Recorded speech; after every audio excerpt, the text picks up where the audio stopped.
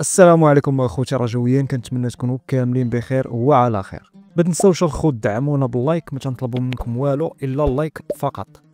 اولا نبداو مع البيطالي اللي كيف ما شفتوا فراه اول خطوه دارها جواد الزيات هي بين لنا الحقيقه ديال فابريزيو رومانو الغلابه، وبين لنا الحقيقه ديال الصحافه اللا رياضيه في المغرب.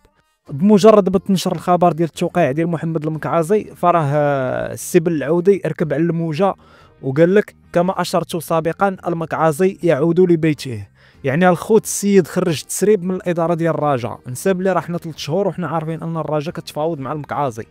بزاف دابا ديال الناس غيبقاو يسولوا كيفاش بالعودي عرف ان الرجاء كتفاوض مع مدير رياضي اجنبي، مع العلم ان اللي خرج شي تسريب من الرجاء راه غادي يتم الطرد ديالو مباشره من الاداره ديال الرجاء. مبغيناش نقولوا اللي خرج شي تسريب غيمشي للحبس. المهم هنا غيتطرح واحد السؤال، كيفاش محمد بن العودي عرف ان الرجاء كتدرس مجموعه من السير الذاتيه ديال مدراء رياضيين اجانب؟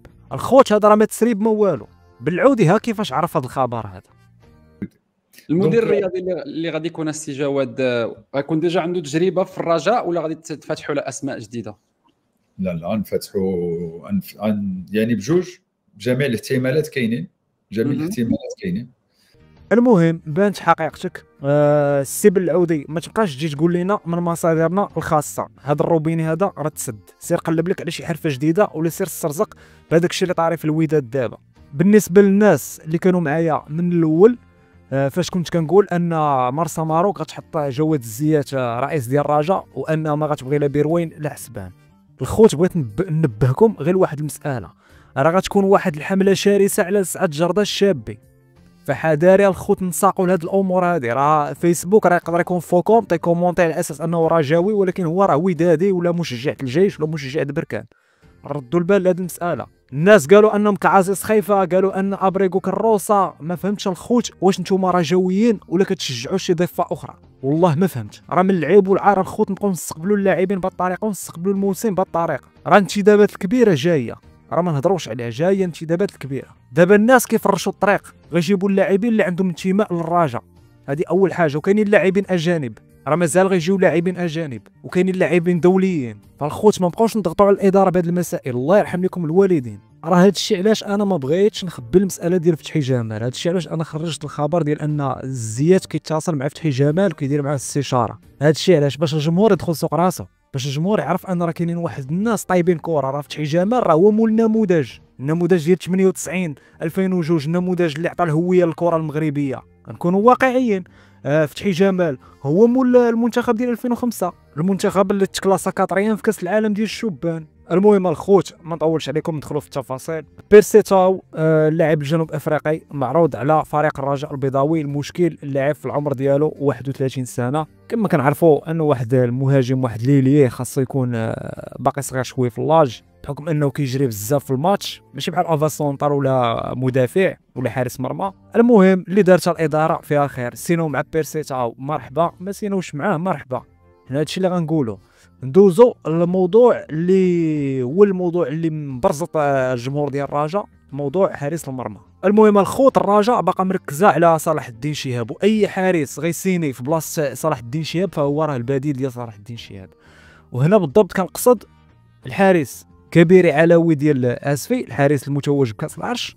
راه كنت اشرت لها سابقا، كنت طرحت عليكم الخبر على ان الرجاء كتفاوض مع حارس في البطوله وكيتفاوضوا معاه على الشق المالي، وكنت ربطت الخبر بكبيري علوي وبصلاح الدين شهاب وبحارس ديال الوداد. المهم صلاح الدين شهاب، كبيري علوي، والحارس ديال المنتخب النيجيري سانلي نوابالي. الا كانت شي مفاجاه في حارس المرمى فراه خاص تكون مفاجاه من العيار الثقيل، لان حارس المرمى الا جا الجمهور غوت قال لك هذا حارس كروسه ولا هذا حارس ما عندوش احصائيات فراه من حقه، لان حارس مرمى واحد المركز اللي حساس. الناس اللي كيفهموا في كره كيعرفوا ان مركز حارس المرمى فراه مؤثر بنسبه ديال 50%. يعني خاصك حارس مزيان باش تبني الفرقه. هاد الفرقه اللي بناها الزيات في 2018 حتى 2020 فراه كان عندنا واحد الحارس اللي متمرس ولعب في الادغال الافريقيه مع الماس، ومشى ترينا على تدرب في المستوى العالي مع الجيش، عاد جا للرجاء. يعني الرجاء محتاجه واحد الحارس متمرس، حارس اللي تكون عنده تجربه وعلاش لا واحد الحارس اللي تكون عنده تجربه افريقيه، مادام اننا مقبلين على الشامبيونز ليغ وغادي ننافسوا على الشامبيونز ليغ من العام الاول. لان المخطط الخوت راه غير الا بغينا نكروه المخطط، راه الرجاء راه غادا تلعب في كاس العالم 2029 ان شاء الله.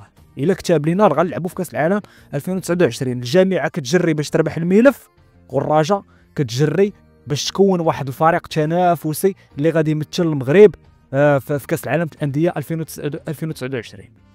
المهم ملف حارس المرمى، فانا كنوعدكم من الان ان حارس المرمى غيكون صفقه كبيره. حاليا المعطيات اللي كاينه كتقول ان كاين صلاح الدين شهاب، وانه كاين كبيري علاوي، والحارس سانلي نوابالي. في انتظار تاكيد. غاية مرباح ما كاينش غاية مرباح الخوت، ما كاينش غاية مرباح. غاية مرباح غير مطروح، وكتبقى الكلمه العليا للاداره بطبيعه الحال واللجنه التقنيه. والفئه اللي كتقول عاوتاني ان هذا الحارس الكبير هو منير المحمدي، راه الخوت هادشي راه منافي للمنطق. المهم انا جيتكم من الاخر، الحارس الكبير اللي كتفاوض معاه الرجاء راه هو صلاح الدين شهاب، وفي نفس الوقت الرجاء راه حاطه بلون ا بلون بي بلون سي. يعني اي حارس غيكون بديل ديال صلاح الدين شهاب فراه غيكون من المستوى ديالو ولا احسن منه ان شاء الله.